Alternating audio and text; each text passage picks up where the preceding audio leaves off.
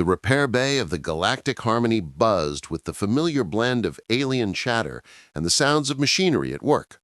Marcus Chen knelt next to the enormous quantum transmitter, his experienced hands moving skillfully over circuits that many species deemed unfathomably intricate. Sweat gathered on his forehead as he followed the fault lines across miles of shimmering pathways. "Impossible," muttered Zethar, the chief engineer of the Vortanians, his 6 eyes blinking in a rhythmic sequence. "The quantum resonance matrix is irreparably damaged. We must head back to the closest starbase." Marcus remained focused on his task, not glancing away. After 23 years in deep space engineering, he learned that impossible was merely a term for, "I haven't figured it out yet." He discovered the broken coupling with his fingers and smiled. The crystalline structure was fractured, yet remained intact. Using the appropriate frequency modulation, "Could you pass me that harmonic wrench?" he requested of the hovering repair drone. The drone's robotic voice emitted a chirp. "The harmonic frequency is not compatible with the Terran nervous system. Extended exposure might lead to—" "Simply pass it to me, Hal." Marcus started the intricate task of adjusting the quantum matrix surrounding him. The other engineers, a blend of Centuran, insectoids, gaseous nebulan entities, and silicon-based Kron, observed with what he had come to identify as their species' version of skepticism. The transmitter served as the ship's vital connection. Without it, the 40,000 individuals aboard the generation ship would find themselves isolated from the Galactic Council, floating aimlessly in the emptiness between star systems. The Harmony represented humanity's initial successful integration into the wider galactic community, showcasing what various species could achieve collectively. At this moment, it was merely a costly item of malfunctioning machinery. Marcus toiled quietly, his thoughts sinking into the well-known cadence of tackling challenges. This was the pinnacle of human achievement, not the dazzling feats that populated the realms of adventure, but the relentless, calculated determination to never yield. Unlike other species that may choose to redesign a system or completely replace it, humans possess an extraordinary knack for repairing things that seem beyond repair. 3 hours have gone by. The repair bay slowly cleared out as the other engineers conceded and went back to their tasks. Only Marcus was left, his tools scattered about him like the implements of a mysterious ceremony.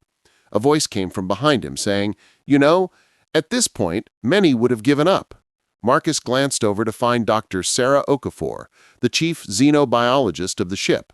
Her presence in this part of the ship was a rare comfort, making him feel less alone amidst the aliens.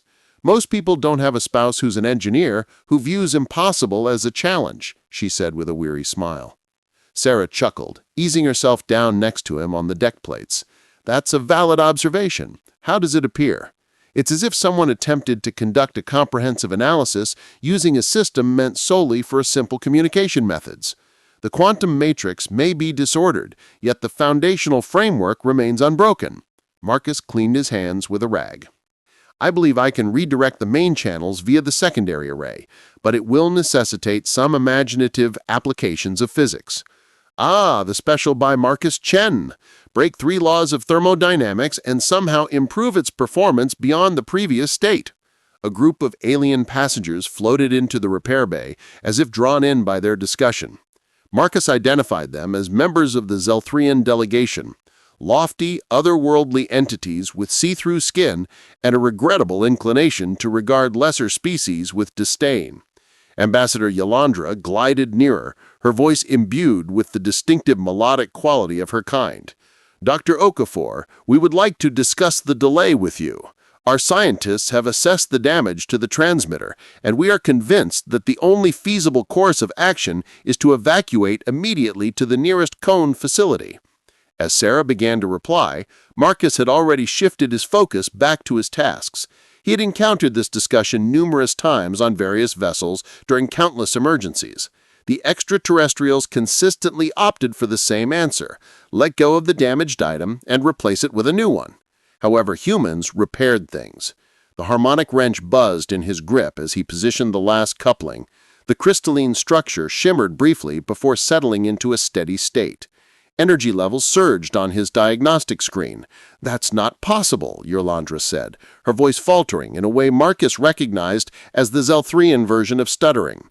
"You keep saying that word," Marcus murmured, fine-tuning the resonance frequency. "I believe it doesn't mean what you believe it means." The transmitter sprang to life, its crystalline core glowing with a steady blue light. Communication pathways activated across the display, linking the harmony to relay stations throughout the sector. Yolandra's clear features changed through various hues. She looked at Sarah, her voice tinged with real confusion. What methods did he use to achieve this? The leading theoretical physicists have determined that quantum decoherence is irreversible. Sarah beamed as she observed Marcus methodically organizing his tools. "That is my husband. He has no faith in the concept of irreversibility."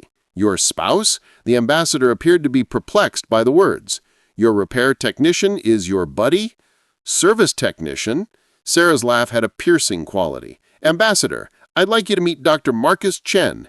He previously worked in the quantum engineering department at MIT and currently holds 17 patents in subspace communications. He's also the visionary behind the redesigned navigation systems for half of the ships in the Terran fleet." Marcus looked up from his toolkit, giving a small wave. "It's a pleasure to meet you, Ambassador. I apologize for the wait." Yolandra's colors changed once more, moving through what Marcus identified as deep embarrassment.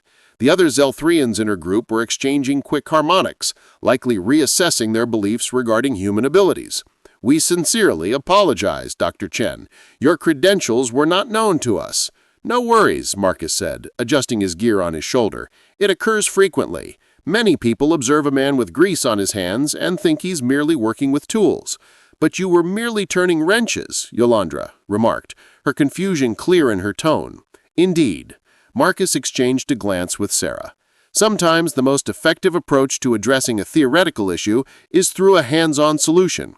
No matter how many simulations you conduct, at some point someone needs to roll up their sleeves and tackle the real issue."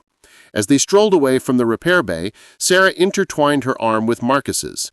Behind them, the transmitter buzzed with perfect efficiency, its quantum matrix resonating in tune with the universe. "You know," Sarah remarked, "I believe you just offered the Zelthrians an entirely new perspective on humanity." Marcus grinned. "Great!